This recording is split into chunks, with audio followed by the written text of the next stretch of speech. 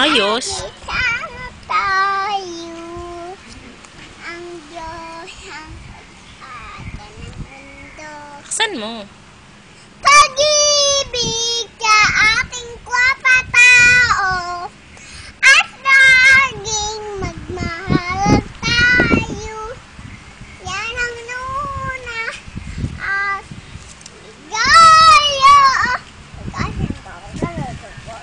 Yan ang hiwaga ng buhay ng tao. Ay, niloloko mo naman eh. Di ba usapan natin maganda? O, bigyan maayos.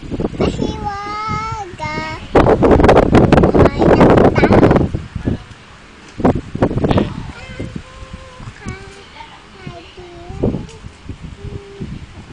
Taksan mo. At malaligaya tayo. Ang Diyos ang pag-asa ng mundo.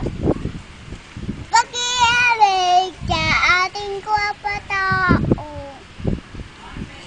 at laging magmahalan tayo. Yang lunas at ligaya ang ating ng bawat kaluluwa. Yan ang hiwaga ng buhay ng tao. Thank you, Sima.